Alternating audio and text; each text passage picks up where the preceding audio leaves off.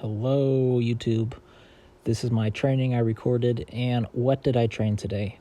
Well, I started off first thing in the afternoon doing some handstand strength work, starting off with a straight arm press handstand into some handstand push-ups, and then I went into a squatting routine. I'm just doing a variety of squats, trying to keep it as loose, high quality movement, really good balance, and just trying to expand my abilities, trying to expand my vocabulary of squats, more variations, different balances, foot positions, directions of movement.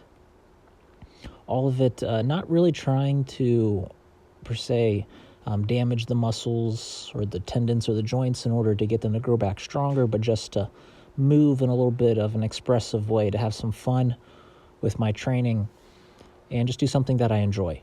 And if you enjoyed any of this or got any inspiration, please leave a like, please comment, please subscribe.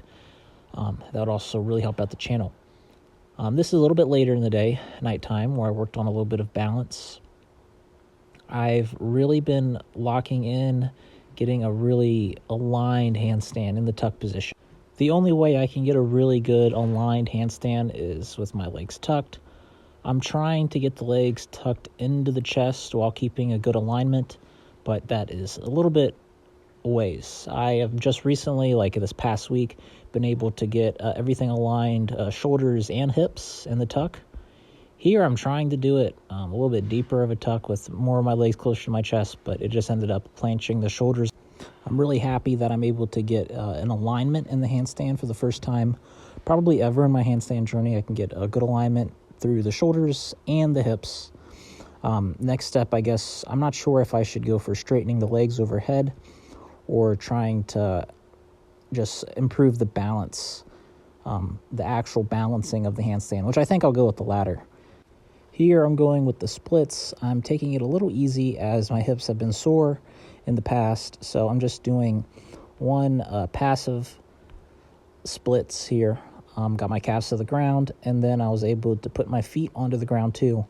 And for me personally, putting my feet onto the ground is really intense, is more intense of a stretch than with my feet up, which is a little bit easier for me. It might be a little different for you if that's your goal, but I'm really trying to improve the lotus pose here, getting cross-legged. I go back to it a little bit later, but first I do some hamstring stretches and the shoulder jump rope at the same time. I'm going to try to find a way to add some weight to this bar here, something a little bit less than the 12-pound medicine ball because that's a little bit too heavy, but I'm able to get this stretch here in the hamstrings along with into the shoulders. The idea is to get your hands closer and closer with whatever you're holding, pool cue, golf club, towel, shirt, whatever it takes to hold on to the shoulder jump rope until your hands are touching, and you just hold your hands together to do this stretch. It's a very good stretch, one of the best stretches for the upper body, the shoulders. And then I get into some cross-legged standing, cross-legged motion that's useful. It's a pretty useful get-up. It's really efficient because it uses a rotational plane of motion. Instead of using your hands, it's hands-free, just uses the legs. A pretty good way to learn how to use the knees too and to build them up slightly. After that, I get into air chair practice. This is one of the best ones I've had in a while. I haven't seen it yet. I'm looking at it here for the first time. But I do remember this actually was going pretty well. Able to, air chair both sides. Not particularly too long or in too much control, but I was able to do it both sides, which is good. It felt good. It felt nice. And here's another movement I've been getting into recently. Going with the bridge, crossing the arms, and then, inverting the bridge. Going in and keeping the feet and the hands onto the ground, not lifting up the feet or the hands or anything.